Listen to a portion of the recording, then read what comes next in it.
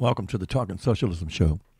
My name is John Case, and the program you're about to hear features Cathy Kunkel, Democratic candidate for the 2nd West Virginia Congressional District, and Matthew Hahn, a Republican candidate for Congress in the 2nd West Virginia Congressional District, both running against ALEC Mooney, never to be seen except or heard except in the sucking up to Trump.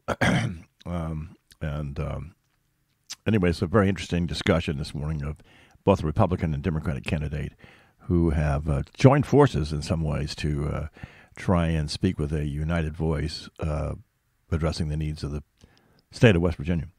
Anyway, coming right up here.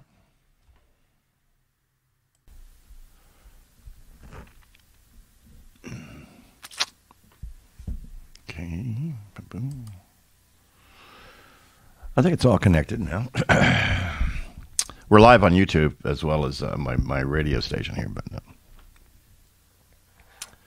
I found out it's really easy to do that as long as you don't. They don't like you to use copyrighted material, but other than that, they're pretty good. It's an amazing platform. Both all these Facebook now and they've been doing it for a long time. But everybody's getting into it. Looks like Zoom's going to have a lot of competition here. I guess they were well positioned for a pandemic, it turns out. Well, I mean, it was a weird thing. The guy that started it, I think, was working for Cisco, which has WebEx, right? I think that's the platform that they use, right? And And I used to use that. We used to use that way back. When I was retired from Microsoft, and we did all of our meetings pretty much either on Skype or WebEx, or there was an internal platform that Microsoft had called Communicator. And actually, if you get Skype for business, that's what you're getting. You're not getting the original Skype product, which I found out inadvertently on the radio here because I was using the regular Skype product that Microsoft bought, right, for a long time because it was free. And in the beginning, it had all the great features that Skype had when they bought Skype, which was like you could connect on demand. Like I could run. I didn't have to buy $1,500 for a regular radio telephone system. All right, because you could just use Skype, right? And you could be online. A call could come in, and they could just join the conversation on the fly. Well, I mean, clearly Microsoft decided they liked those features, but they started to take them out of the free version and put them in the business version, right? Which they were now marketing, which was really the old Communicator product. And it took me a long time to figure out why all of us, every time they did a Microsoft update on my machines, Skype would come back with one less feature. It was it was perplexing for a while, but. When Zoom came along, it just it solved the whole problem. So it's much better. I find that on radio, you can't have more than 2 or 3 people talking, or nobody can recognize who's talking. People get confused about voices, right? If you have too many. But I mean, if you have very contrasted voices, it's okay. But even when I was doing the show at WSHC for years, that we always had, when we'd get 2 or 3 people calling in, and, folks would tell me who were listening, right, that I couldn't tell who was saying what, that kind of stuff. Anyway, good morning, JB. Good morning. Can you hear me? I can hear you now, yes. Yeah, I had to update. Oh, you had to update. Oh, that's right. Zoom is, they've had, they made everybody update because they're encrypting the... make sure the Chinese can hear us real well. I don't think the Chinese are the problem. Hey, our government is melting down right before our eyes. The states and the Fed all together. The Fed. It's unbelievable. Did you see that last night with Biden? No. Oh, what did he do? He was on late last night with. Lawrence O'Donnell, and also had Stacey Abrams. Right. I'll take Stacey Abrams any day. She's pretty good, yeah. I'm not kidding. She would make a much better president than Biden. Well, she's not going to be the nominee, so. I know, but I'm just saying, Biden's not looking too good to me. Well, he's got to be looking better. He's the only. Well, I mean, he doesn't even look healthy, and he's not believable. He looks right into the camera and lies. What did he lie about? He lied about that intern or whatever the lady had in the office. Well, he might have, but how do we know that? You could just tell from looking at him. Really? Yeah, I mean, it was pretty obvious. Well, I didn't see it, so okay. Yeah, you got to check it out. Well, I'm going to vote for it. I'm going to vote for him and campaign for him. I don't care. You're right at this point because. No, me too. But I'm worried about what other people think. I'm going to vote for him. I'd vote for a donkey. I'd vote for a dog. Instead of Trump. My God. But that's the other problem. Is Trump is just totally melting down. Yeah. He's calling for an investigation of Obama. Sure. I mean, anything to. Yes. Of course. Yes. Yeah. Right. I mean, this is worse than I've ever seen it. This is way bad, and I'm glad you haven't seen it, Cathy, because it would discourage you. I mean, why anybody would want to get involved in this? You got to get involved. I mean, you got to. It's patriotism, man. You got to save your country. Yeah. And now he's exporting the immigrants back to their country, complete with infections of the virus. Well, at this point, considering the welcome some people are getting in this country, they might be running back to their. Right, they're probably happy to go back. They might be. I don't know.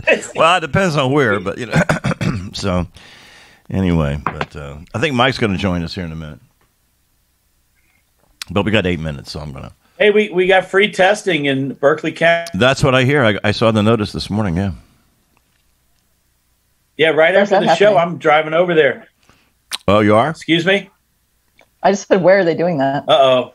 That must be me. That's okay. Hello? You're I'm going to have to move. Yeah, your bandwidth is compromised.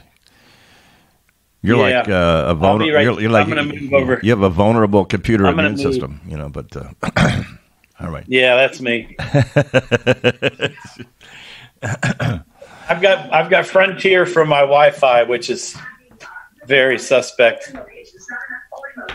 But if you get close to the modem, it's better? Yeah, for some reason. That might be something in your walls. Physical distance. Could be. I mean, usually the modem signal goes 1,500 feet, so supposed to.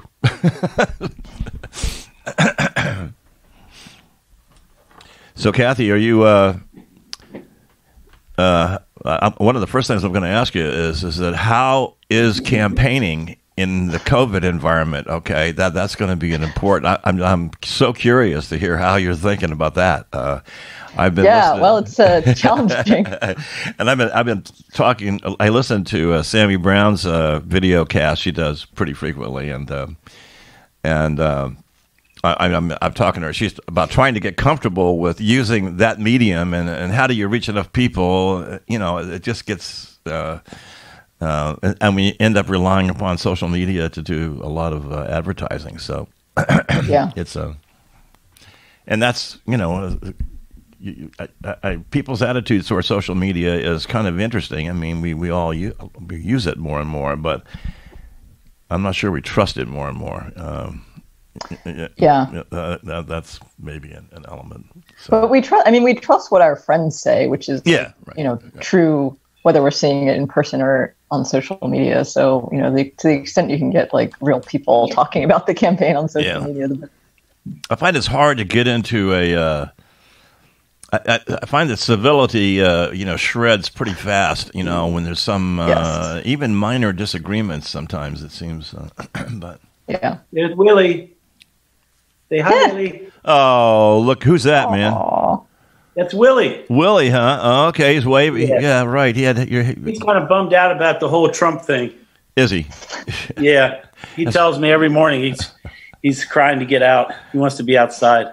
Was he? Did he? Did you tell him that something about his food that confused him about Trump or something like that?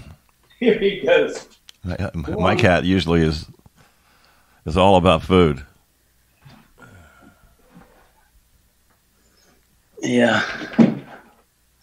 Yeah, so we get free testing without any doctor's orders or anything. Right. I wonder how long the line's going to be. Well, if you're going to go down, you'll find out when you let me know. Well, I should be there right now. But I think you're like me. I mean, right? And Carol, my wife, where we think we had it or may have had it. In the beginning of the whole thing, it was a really bad cold, but it, I didn't have much of a fever. And so when I called up the doctor, well, if you don't, unless you've been to China back then, but unless you've been to China, unless you got a fever, unless you got all these other, then no. And I think you would have to go to. They didn't have any tests anyway across the road here in Harpers Ferry at that time. Maybe they do now, but so maybe we had it, right? And then there's a lot. The problem is that didn't Jimmy, our friend, get tested? And he got tested negative? Yeah. But then I hear from Dr. Aldous that there's a lot of improper testing. Like, for example, he was watching somebody on one of the TV stations perform this test, and he was looking at it, and he says, that's not the way to perform the test. Oh, no. Right? In other words, they were striking just inside the nose rather than you're supposed to go back and tickle your brain, he says, if you want to get the virus, this virus anyway. And so, I mean, he was speculating on, well, how much, what's the error rate here? We're in the testing. So how close are we to starting? 4 minutes? You got 4 minutes. Yeah. Okay. You think Mike's going to come on? Yeah. He called me and said, hey, he got unemployment. Oh, great. Patients got unemployment, I mean. Yeah, that's good. So that's yeah. Well, the processing has been forever, right? Because the resources at the what do they call it? The what's the name of the unemployment center? They call it, Workforce West Virginia. Workforce West Virginia, right? Was overwhelmed. Oh yeah. Now my nephew finally got through after 300 to 500 calls to the. He's over and he's in Maryland. He finally got through. I mean, they were whacked too. So 30 million unemployed. Is that the figure? I think so. I think it's going to that. It's probably, who knows how big it's going to be. And plus, you now are going to have problems with the statistic because who is just laid off and who is leaving the workforce. Both numbers are probably going to be bad. Okay, but if you the officially unemployed doesn't include people who gave up and after they made 200 calls and said the hell with it, I'm never going to get it, and went on to the informal economy. Well, why to get back on our other subject here? Why did Matt choose to come on at 9:30? I said he could. I said that he could come on whenever he wanted to, but I would I encouraged him at 9:30 because I didn't know whether. Okay. I just asked him, does he want to run into Cathy's? Are they going to have a? I mean, they potentially are going to be competing with each other at some point. Well, here he is. He's coming on now. Well, he can be on. I said you can come on. It's just he probably wants to hear what she's going to say. That's probably what. Well, they're both fantastic guests, and we're lucky to have them. Well, thank you for reaching out there, pal. Okay. Well, I tell you, when I put out the invitation, I've never gotten a no. Never gotten a no, not one no ever. Well, we're in this new territory of Zoom broadcasting, right? So I hope that continues, baby. Yeah. I hope that continues. I don't know. I mean, this labor call that we have every week is just incredible, John. I don't know why you're not getting on that. Well, I'll get on the next one. When's the next one? Next Wednesday, every Wednesday at 10 o'clock. I mean, all right. Yeah. You know who we had on this week? Well, who? Sarah Nelson. Wow. Sarah Nelson. And she is she should have Trumka's job. Well, I'm not kidding. Is she running for? Is she running for it? No, but I mean, she's wanting to fight the good fight with her union, but I think her knowledge far surpasses that position. She could go much higher. She's with the stewardesses union, right? Yeah, she is golden to me. She is golden. I don't know why my video just went off, but okay. All right, we're at 9:00. So Mike will come on in a minute, and he usually does our intro. But this is the. My name is John Case, and my buddy for years on the radio with John Christensen, and we used to do the Labor Beat show. Now I'm calling it Talkin Socialism because I figure no matter what happens out of this whole mess, you're going to have a little more socialism. I don't know how much, but you're going to have more, and because I don't think the market economy is going to be able to. I mean, I'm not sure it's going to be able to recover. Without a tremendous amount of assistance. Actually, we're in an environment not unlike, in some respects, the terrible one of the 1930s, and it just once things pancake, they don't come back that easily. So that was the motivation for the show, and anyway, we're happy to. Here comes Mike Diesel, our also longtime collaborator here, and he has something's wrong with his camera because it looks like the passport, a photograph I saw of the passport of Adolf Eichmann one time when he was captured in Argentina. But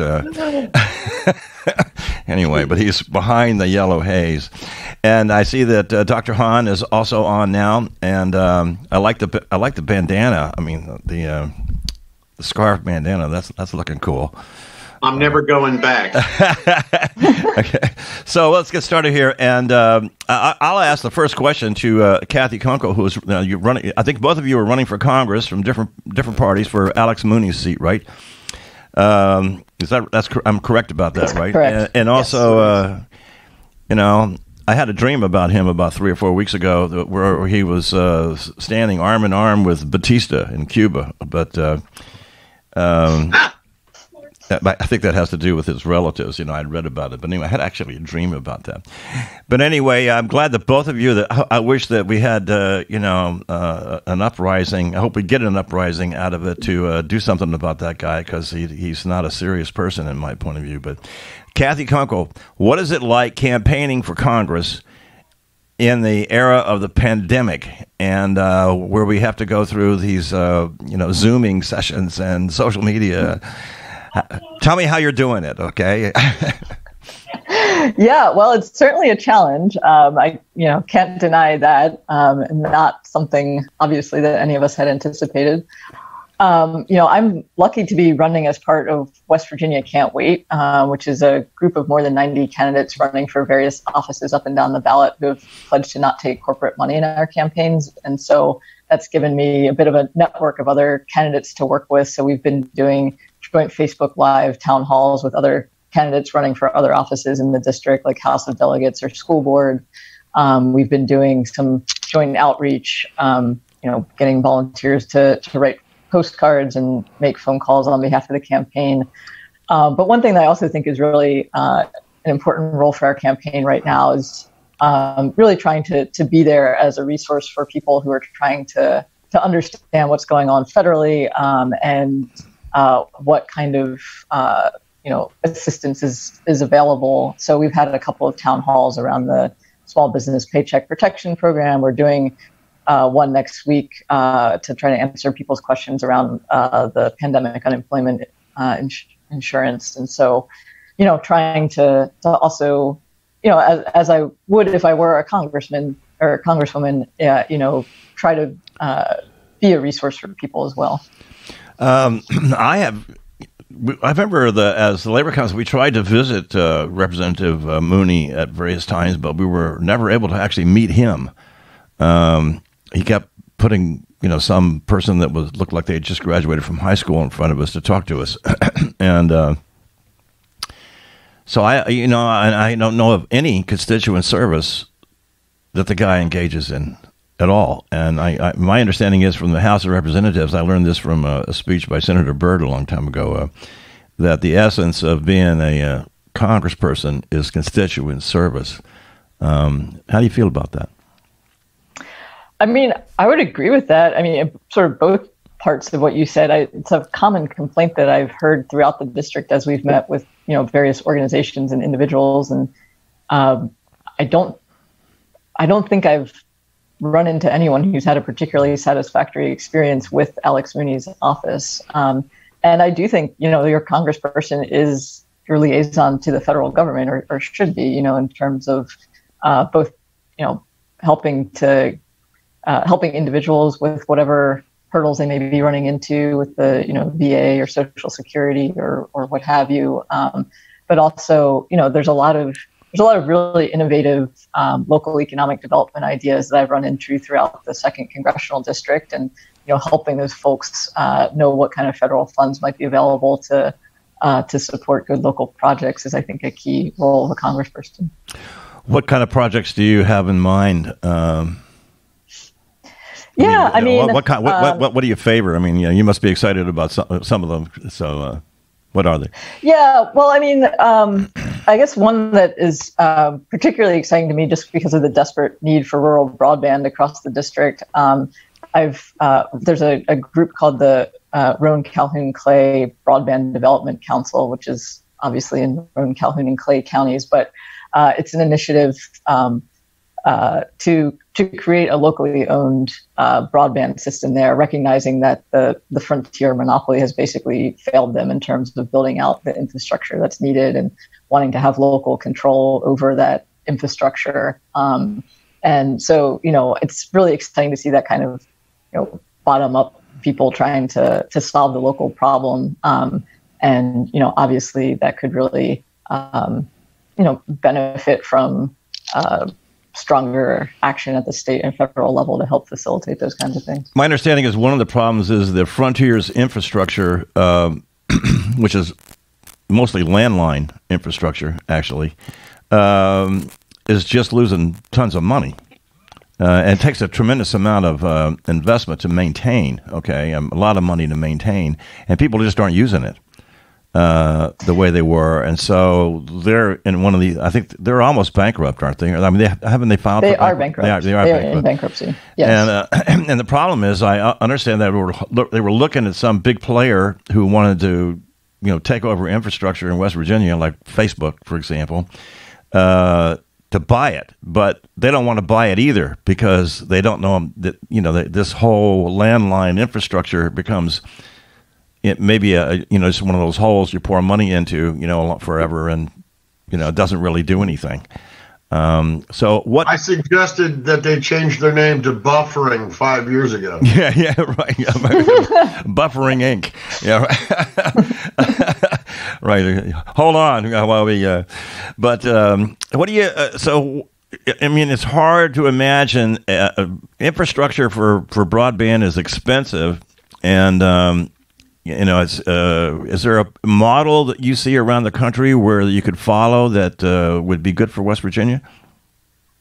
Yeah, I mean, actually, right here in West Virginia, HardyNet is a pretty good model. It's a rural telephone cooperative that started in the 50s and got into broadband about a decade ago and got some federal grants to build out broadband infrastructure in Hardy County. So, connectivity in Hardy County is a lot better than in most of the other rural counties that I've been in the state. And to me, it's a good analogy to rural electrification in the 30s. I mean, in the 30s, when we were trying to electrify the country, it was not profitable for the private electric companies to go into these rural areas and string miles of electrical line. And so, most rural parts of the country are served by rural electric co-ops that are supported by federal money because of the recognition that electricity was a fundamental utility that everyone should have access to in the 20th century. And I think we're seeing that now with broadband, and especially during this pandemic, telehealth,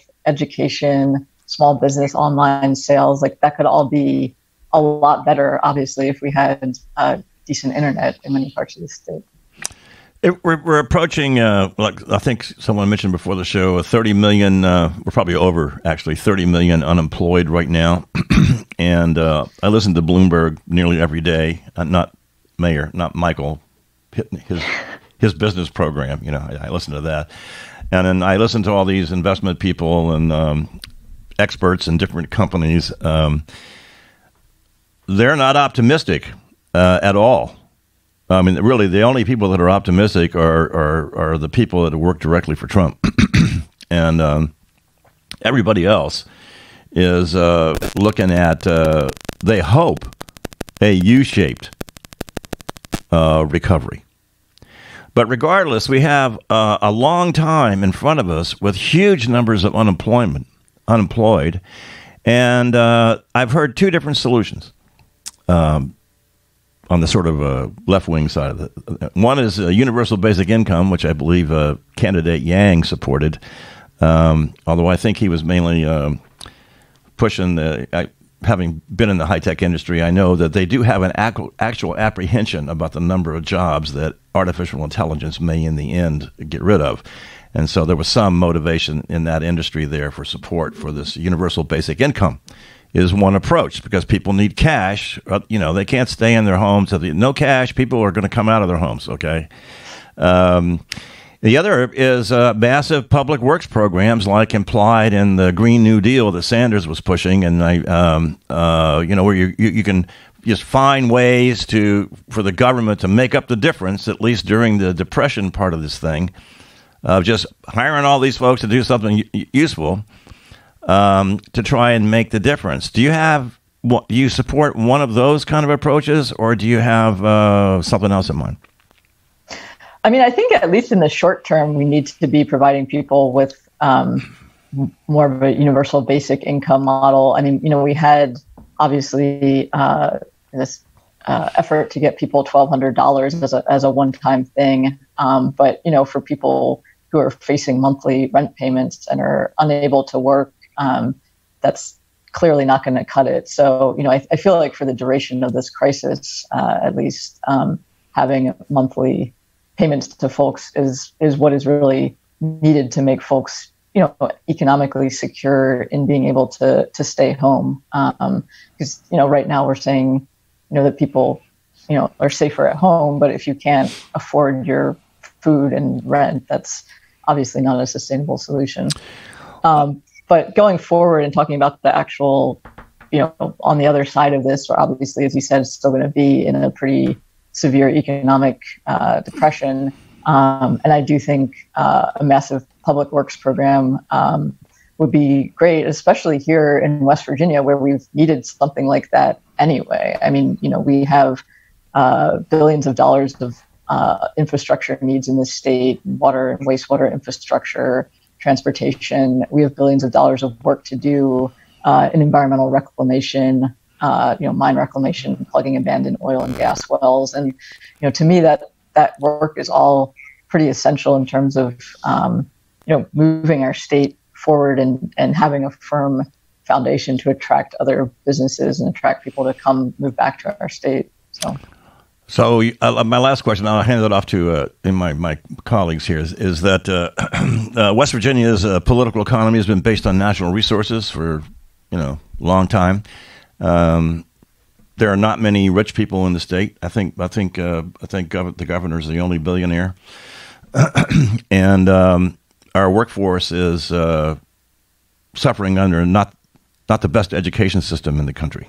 In order to prepare itself for doing, for example, Google is not likely to set up a headquarters and pay people six-figure salaries for skills that they don't have yet in the state. What's your idea of economic development? What role do you see the existing natural resources play, and what are your alternatives to it that you're thinking about in terms of the state changing its political economy? Yeah. So, I mean, as you said, for decades, our state has been dominated by this extractive economy. And that's, we've delivered a tremendous amount of wealth, mostly to out-of-state corporations. And that's, built up very little in terms of lasting wealth and prosperity in the state. And, you just alluded to that with, the underfunding of our public education system and underfunding of PEIA and everything else. So those industries are weak financially right now. I mean, the coal industry has been collapsing financially for the last decade. The natural gas industry is on a pretty unstable financial footing. It's been propped up by a lot of Wall Street investment over the last decade, but really, has not been nearly as profitable as the initial backers had hoped. That I have real questions about how long that production boom is going to continue. But yes, I think there's a lot of reasons why we need to look at diversifying our economy here in West Virginia. I do think that federal infrastructure investment has got to be a part of that, because, we're not going to attract companies or people to live in places that can't guarantee safe drinking water to their residents. I mean, we saw the economic impacts here in Charleston in 2014 when we had the chemical spill, and we had small businesses that shut down, that never reopened. We had people who left who haven't come back. So that really is critical to economic development. I think we could be doing a lot more with agriculture here in West Virginia as well. I think one thing this pandemic has taught us is the value of more local supply chains. We could be supporting aggregators and food hubs and more local processing to help farmers access local markets. I think clean energy manufacturing, pharmaceutical manufacturing are all things that we could do here in West Virginia that would be a change from our previous extractive economy. Mike and JB, you got questions for or comments on for Cathy? Well, let me just see if JB. I'll tip my hat to the senior member here, Mr. Christensen. Do you have anything? He's on mute. Are you on mute? There you go. Now you're not. I'm very happy to have Dr. Hahn and Cathy on the show. They have shown an example to the rest of the country that two candidates from opposite parties could actually come together and raise some money to combat this event that we're going through. How did that get started? How did you guys contact each other and realize that you had a common interest? Well, it's actually funny. We were both on a radio show together, somewhat like this. There we go. It was WTSQ, which is a local radio station here in Charleston. Dr. Hahn called in, and I was in the studio. But it came out that we were both into running, I think obviously all of us are also not in favor of there being hungry children here in West Virginia, and trying to figure out how we can be helpful during the current crisis. I was actually a couple of days ago helping to unload trucks for a food bank here in Charleston. But no, Dr. Hahn approached me a few weeks ago and challenged me to this run to benefit the Boys and Girls Club of the Eastern Panhandle, which has been, like so many other agencies, going above and beyond to help feed kids during this pandemic. Well, that's great, Dr. Hahn. So you've been in touch with Stacy Roan in Martinsburg, or who was your contact with the Boys and Girls Club? Yeah, Stacy Roan is our contact, and she's great. She's doing fantastic work throughout the Eastern Panhandle, and it turns out that because kids are home from school with the pandemic outbreak, that they are providing 3 times the normal number of meals to kids, dinners and snacks, 5 a week per kid. So 3 times the normal number. And so it seemed like a great project that we could work on together. My campaign is Together We Stand, and it's based on the notion that the biggest problem that we have in this country is the division that is, so dominating our society and politics, that we have solutions to every problem. I'm a family physician, and we have a completely new paradigm of being able to treat patients with the things that we know today. Even I've been a physician for 20 years, and just in those 20 years, there are so many developments And the question, though, is how come we can't change healthcare? How come, we are stuck essentially in a 20th century healthcare system that just doesn't work at all? And it's because we don't work together. The basic notion that if rather than having two parties that essentially exist to beat one another, if rather than that we had leaders, parties, whatever, that are committed to finding solutions to the nation's problems, we could do anything we put our minds to. Just the fact that we're all communicating on Zoom, it's just such a magnificent breakthrough. And it points to the fact that as a species, we're capable of unbelievable things. And yet, really, we're stuck in this country. We're stuck fighting one another over 20th century issues, and nothing is taking place. The pandemic is a wonderful example that, we're incapable to rise to this challenge. And so that's really what my campaign is about. And Cathy is running as the Democrat. I'm running as a Republican, but I everything that Cathy says I think is great. And maybe we have different ideas about how to solve issues. But I disagree with the notion that I'm here to tear her down or to beat her. We're both here to try to solve issues. And so this race is kind of a perfect way to express the notion of my campaign. Together we stand. Boy, that's so refreshing. I'm so happy to hear that. We have. I announced earlier we're going to get finally we're going to get free testing. Berkeley today and tomorrow at the high school. I think there's several other locations. There's a church, over in Charlestown, JB. I think that right. United Methodist Church is doing testing today. Right. There's several locations in the Eastern Panhandle, and that's this is 2 months in. We're 2 months in, and we're finally getting free testing. I mean, this is outrageous. The Alex Mooney, where the heck is he? He's nowhere. I have not heard a word from him in 2 months. He's eating a Cuban sandwich. Well, I mean, what do you guys think about that? The absence of our leader. He's our local representative to Congress. We have not heard a word from him.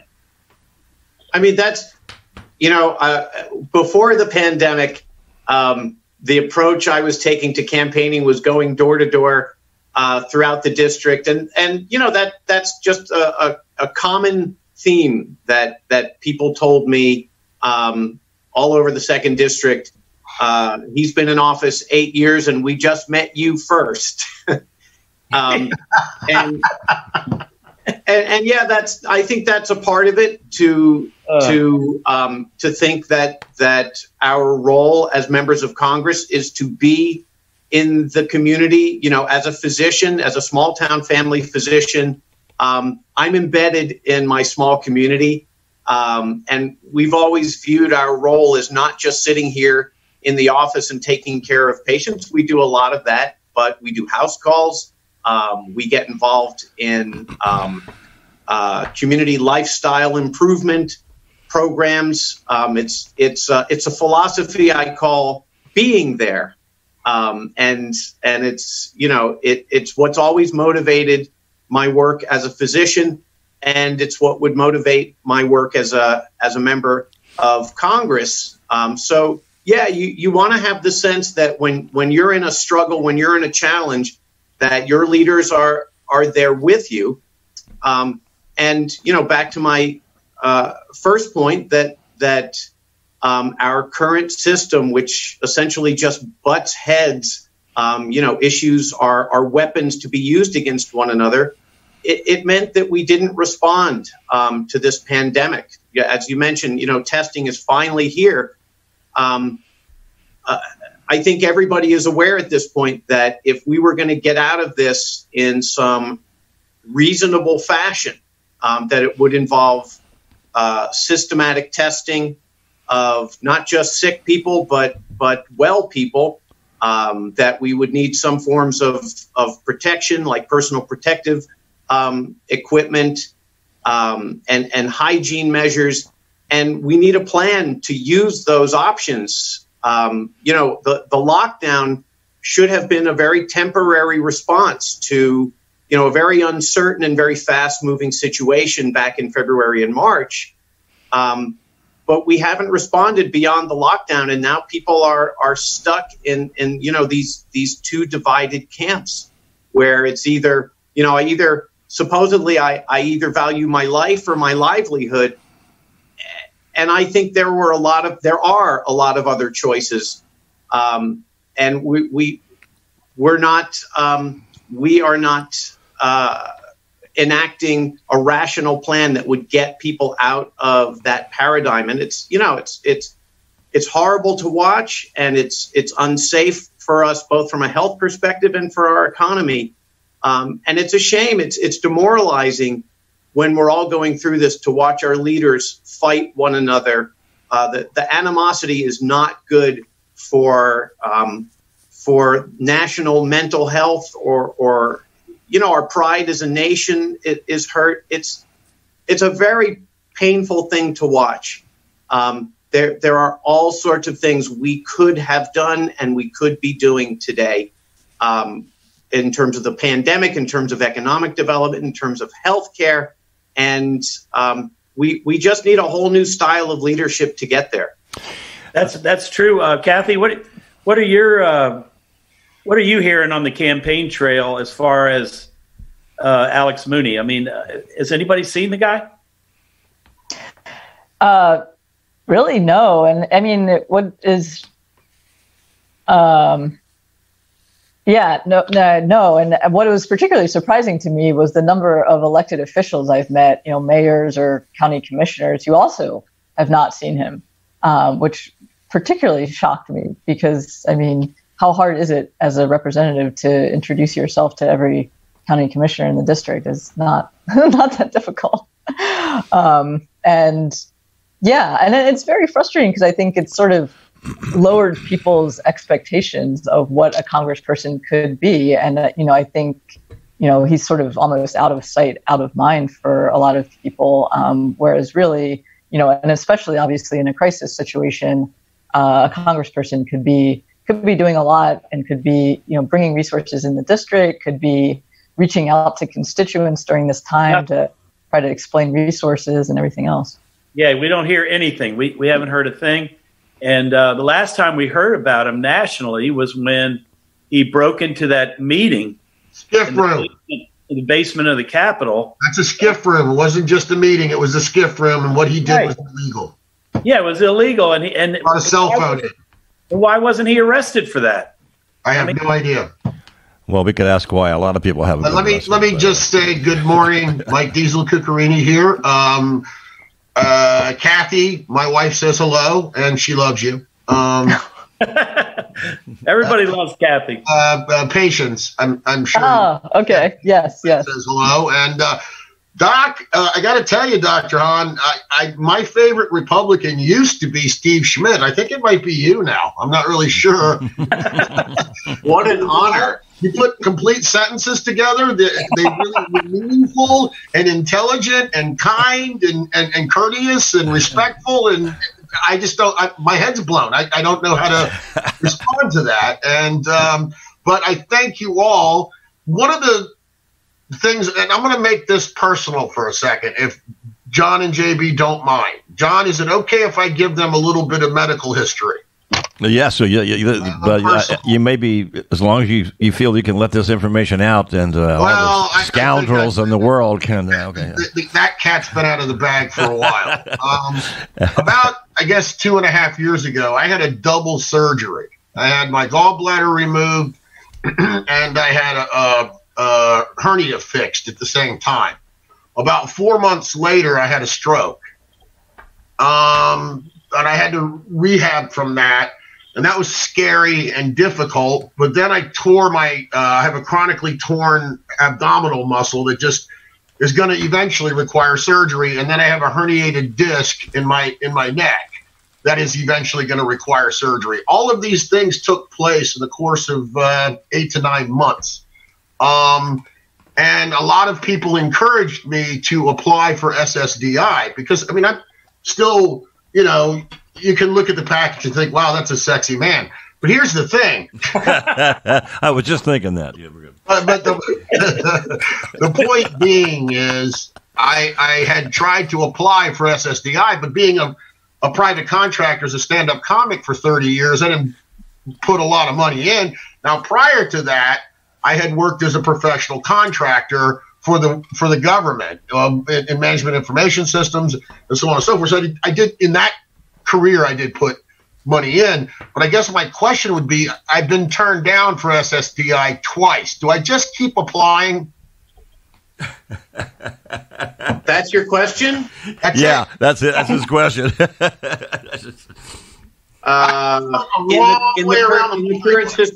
the current system, yes. I mean, the other thing I could offer you is, you know, for $5 and a bottle of bourbon, you know, I'll do your surgery for you. It won't be good, but you know. Listen, it's got to be the right bourbon.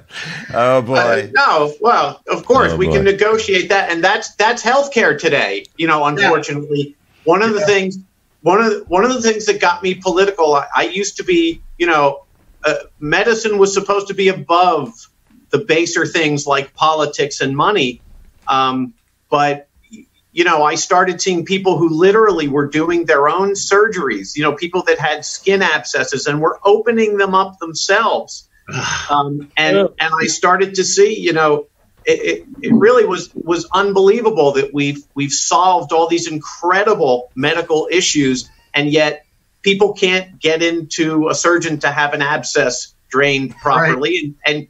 And we have all these answers for you, and yet you can't get them. It's, you know, it's more mind-blowing than anything that we've got such incredible treatments available to you, and yet we have figured out how to deny them to you. You know, really, the big issue in human history has been scarcity throughout, you know, through the ages.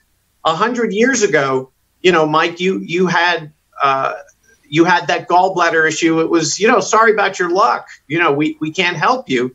Right. And we've developed, you know, it's a walk in the park. Yeah. I mean, that was not that difficult. No, and a lot of these things are, you know, a walk in the park, and yet you can't get to them. And that's the remarkable thing. And it's because we are unable to change anything in this nation with the current paradigm, where in Washington, two parties just butt heads, where Representative Mooney, when he sees the initial stimulus package for the pandemic, he says, I won't vote for that because it was designed by a Democrat. You know, where that's how we deal with our problems. We get nothing done. You can't get your health care. We can't fix a pandemic. We've got to try something different. We need new leaders, right? And we need a new approach. Right. Just to follow on, I still have what's called tremors, residual tremors from the initial stroke. They don't happen as much as they used to, but my right eye begins to spasm, and my eyelid starts to close, and my shoulder. Who's your doctor? I have a neurologist from Winchester. And I had it was recommended I guess the first week they recommended pretty intense speech therapy. And about that day when we were getting ready to set it up, my wife was shocked because I began to speak normally. The first week or so was nothing but, you can ask JB and John when I spoke to them, it was nothing but stammering and stuttering. I couldn't talk well. I had, and my neurologist said that's just going to be there for probably the next 2 or 3 years. I feel like I need to do a Zoom medical consult for you, Mike. Yeah. By the way, Mike, in the middle of that, he did perform 2 or 3 times at the ale house there in Charlestown. Yeah, I still did stand up. And, he brought the house down, even with a couple of stutters, So I'm just telling you, he didn't lose all of his skills. Dr. Hahn, I'm interested in what kind of conversations you're having with Republicans. And I listened to Joe Biden. I think he said this about 6 months ago, how he had friends on the other side of the aisle that he felt that if there was a different environment, that there would be there were people that wanted to vote against Trump, but they were waiting for, the polls in their state to head down below 25%, which if half the country is Republican and half is Democrat, that 25%, that's like the borderline. Now, when Nixon's popularity fell to 23, at the height of the problems in the Nixon administration, there were a lot of defections from the Republican Party at that point. Okay, but there's this mathematical problem, right? That happens, but I'm not sure that's just on the calculating level. Okay, someone who is just calculating, the constituencies and the votes and whatever. But we have a moral problem now that is so depraved that. When I listen to, for example, Lindsey Graham, who I used to think was, not the worst guy around, but when I see someone who looks like he's just been, someone cashed a check and they got him, in the sack, and that part, that level of corruption, I just wonder if anybody can come back from that. Once you sort of walk down that path, I mean, how far can you go before you're not recoverable? And who, Republicans you're talking to, what are you hearing from them? And what do you think the balance there is? That's the big question: is what's the balance? Because I've been very, very lucky as a family physician in this area. I take care of people from all walks of life, and lots of my patients are conservative Republicans. But we've gotten to know one another as human beings over the years. And over the years, we've started talking more about the politics of healthcare and then politics in general. And really, people are united in saying they are sick of the fighting. They are sick of the political situation. They're sick of nothing getting done. That's the number one thing I hear.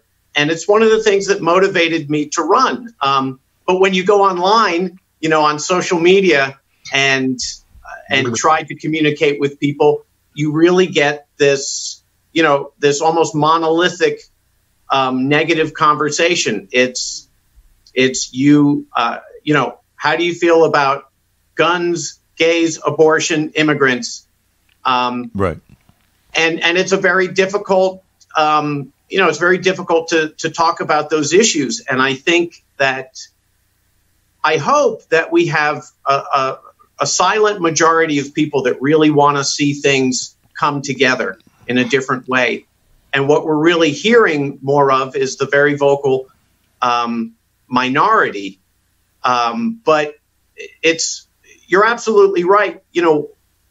Why are we fighting over all these issues and ignoring the fact that our leadership is dominated by corruption, by obvious dishonesty, by indecency, by immorality? And we have big companies that clearly value their shareholders over human life. We have media corporations that, slant the truth in whatever direction that suits them. Those are the real issues. Whether or not we can get to them through all the din, through all the rhetoric is a great question. But in talking to real people all day long in my office, whose backgrounds are very different from my background, we have a lot of common ground. And people just want to see things work in this country, and they're disgusted by what's going on. Whether or not we can change it is the big question, and that's the question of my campaign: is there a way to break through? How about you, Cathy Kunkel? I mean, you've been talking. Are you talking to any Republicans in your conversations? Or I know people. I mean, the tendency is to go gather your rosebuds in your party, but I understand that. But nonetheless, you don't have a primary opponent, do you? I don't have a primary opponent, okay. And I've certainly talked to some Republicans on the campaign trail, some of whom are quite frustrated with Alex Mooney due to what we were talking about before, his lack of constituent services and failure to show up in the district, and this sort of reality that he is really kind of bought and paid for by interests outside of the state that make it sort of relatively unnecessary for him to campaign in a real way in the district. But I think we often have this model in our head of the electorate where it's like, well, 40% of the people are here as Democrats and 40% of the people are here as Republicans, and 20% of people are in the middle, and we have to fight over those people in the middle. And the reality in the 2nd Congressional District is that more than half of the people of the voting age population didn't vote in the 2016 election. So there's, as Dr. Hahn said, there are an overwhelming number of people who think that the system is rigged or corrupt and it is not for them, and they've just kind of given up on politics. And those are the people that we're really trying to reach in this campaign. And one thing that I appreciate about Dr. Hahn is that he too has taken a pledge to not take corporate money in his campaign.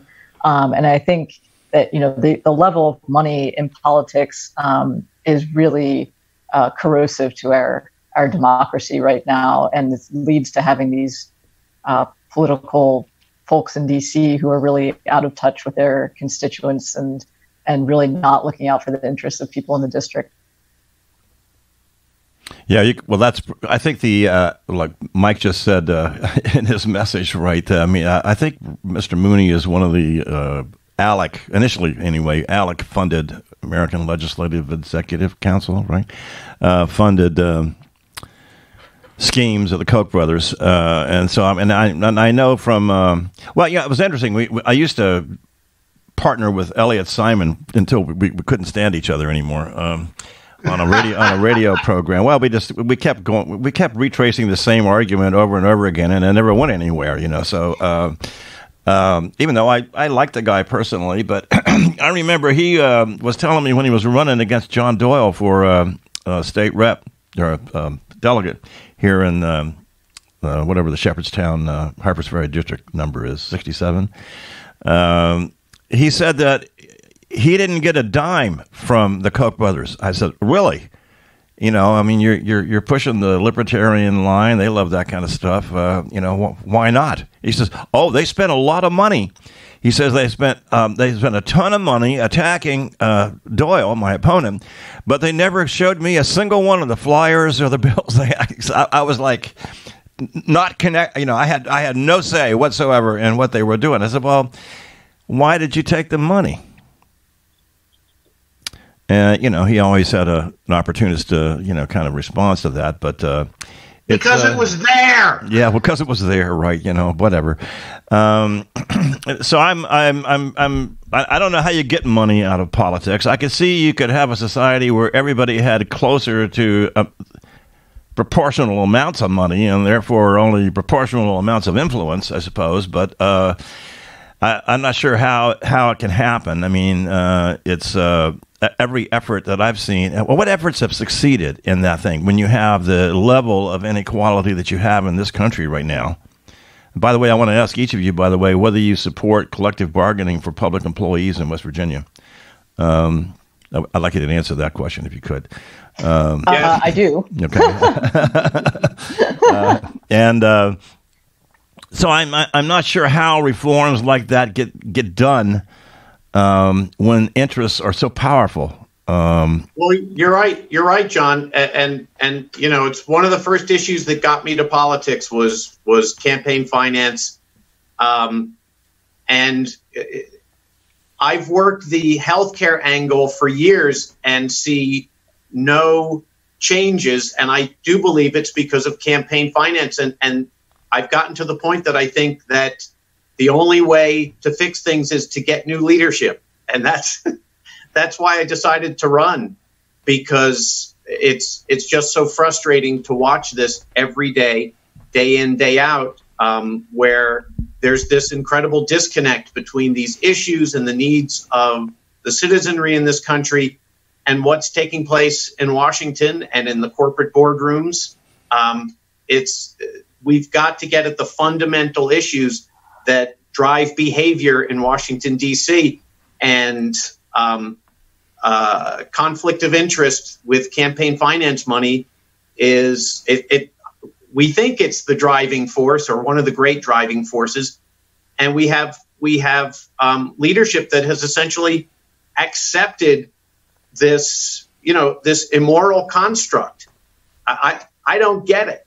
And so we need new people that would come in there and say, look, there are basic standards of ethics and morals and decency that, everything forms around. And getting this obvious conflict of interest out of the way is one of the keys. But this group doesn't seem to care about it. No. Well, and I would also add to your original point, John, that the huge amount of inequality in this country is a fundamental barrier to a lot of things. But as long as 3 families in our country have more wealth than half of the population, there's always going to be a wealthy few who are trying to use that insane level of wealth and power to influence elections or to write laws or what have you. And so I think we can't really have campaign finance reform without also addressing the inequality in our country, which does mean more support for labor rights. It means taxing corporations and the wealthy, and trying to create a more equal playing field, and breaking up large monopolies and going back to the days of antitrust and everything else. So there's a lot bound up in this, but like Dr. Hahn said, unless we have good people running who are willing to take those fights on, it's hard to see how we get anywhere with it. Yeah, I had an interesting conversation not long ago with actually a former professor of my wife. My wife's a professional economist, but one of her professors, who was a Republican, moderate Republican, at University of Delaware, and I remember talking to him about should these large, virtual monopolies, be broken up, okay, and under the antitrust kind of formula, right? And he said, well, some of them probably should, okay, but he said some of them, for example, everyone thought that IBM should, for years, should have been put on, broken up, okay, but actually you didn't have to, because Microsoft did break it up in a very big way, okay, stole about $30 billion worth of business from it, and it was never quite as dominant as it was before. And then you have companies like Amazon, for example, and then people say, well, we should break up Amazon. Although I'm not quite sure what everybody gains from 2 Amazons, but and he said, he had an interesting idea. He said it's more appropriate, he says, if you want to affect, right, the public obligations, the public responsibility, which any really Delaware corporation is supposed to affirm, right? We're saying limited liability is good for innovation, for invention, for economic development. That was the whole foundation of the corporation, right? That you have to pay your debts, but everybody that invested in you doesn't get sued if you kill somebody, okay, by accident or whatever, all right? And that it'd be better to put to it for the public, like in some other countries, where you get a stake in the too big to fail company. And where, like, for example, Germany, you have other, the way the boards of directors and corporations in Germany are set up, it works out that German CEOs make barely a third of what U.S. CEOs make, okay? Plus, there's employees on the boards of the bigger companies. And if you are, in fact, too big to fail and your risk proposition goes south somewhere, and the public is going to bail you out because you are too big to fail, the services you're providing are essential services, in effect, then the public should have a stake in that corporation. Now, that creates other issues, but I'm kind of wondering whether or not that is not a better direction, because scale is a big deal. We have a company that can produce 1 trillion widgets. Do we really need another widget maker at some level? Maybe not. Okay, maybe, but if the widget maker owner takes his money and decides to buy the Republican Party with it, and do damage to the public interest in some way, well then, and then fails, and then wants the money to do the same thing again. Well, I think you got a right to say no to that, and to do what some of the Northern European countries have done, Denmark in particular, where or Finland, a great stake, where they turn their oil wealth right into a sovereign wealth fund that then became the foundation of the best educational system in the world by some accounts. Okay, so in thinking about, I'm thinking about particularly of West Virginia. Okay, because we have the only wealth we have in the state besides the human capital, which is in trouble, is what's in the ground. That's the wealth. It's like it may be a dirty oil thing, but it's cash. It's gold. There's a certain amount of it, and you can sort of be Finland or you can be Libya.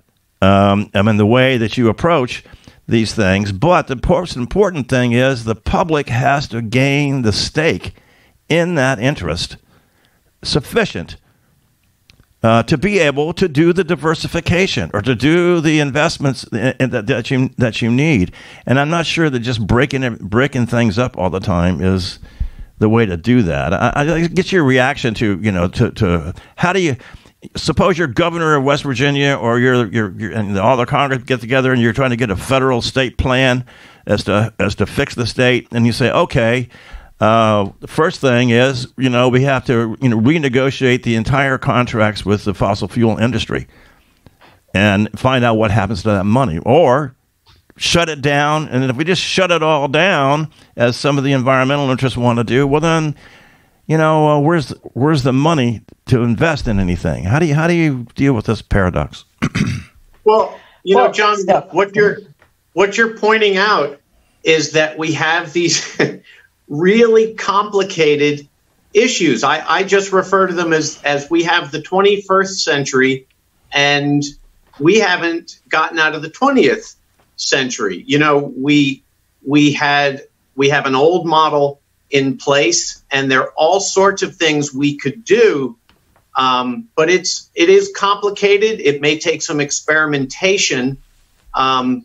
And we have to be working together. We have to be talking. We have to be able to talk to economists and industrialists, and be open to some new approaches. When we founded this nation, it was founded on a very delicate balance between federal and state, between government and individual, and at certain points between the power of corporations and the need for competition in the marketplace. And so there were all these competing factors. And we have so many things that have changed in the last 30 to 50 years. But because we have this very simplistic leadership style where it's essentially, one party beating the other, and we have these special interests that have all of the power and are controlling what's going on with our elected leaders. We don't have these conversations. We don't think about the things that you just talked about. We don't try new things. We have these very, very limited ideas, and clearly they're not working. And so it's within everything that's happening, we all have to be working together, optimizing our knowledge, our technology, our economy, everything. And as I say, if we were working together to solve these issues, if we can all be talking on Zoom, then there's so many things that are different and are better that we could be bringing to these issues of economic development, of income, healthcare, but we're not doing it. We're just not having these conversations at the levels that they need to take place. And that is the problem. Anything that you mentioned might work if we were able to actually try it, but we're not. Gotcha. Anybody else? Tax the hell out of the 1%. That's all I'm saying. Thanks, Marty. Hey, I have to get to patient care here. I know. We're at the end of our show. We're at 9:54. You want to, JB, you got anything? Want to close us out? Yes. I just want to thank Matt and Cathy for coming on the show and sharing their ideas with our listeners. And Mike Diesel doing his little Bernie impression, which we could do a whole show on that. We used to in the old days when Bernie was running several years ago. He was a regular on our show, and I think he does a great impersonation of. Oh, he's got Bernie. one of the best Bernie impressions. Yeah, definitely. Right. Thank you. And Cathy and Matt. It's better than my character of the governor, our current governor. I know. Jade. Yeah, right. Wish you both luck in the campaign, and look forward to seeing you wherever you can get Alex Mooney in the room, so we can see close up and personal the differences between you guys. But like we said earlier, he doesn't show up.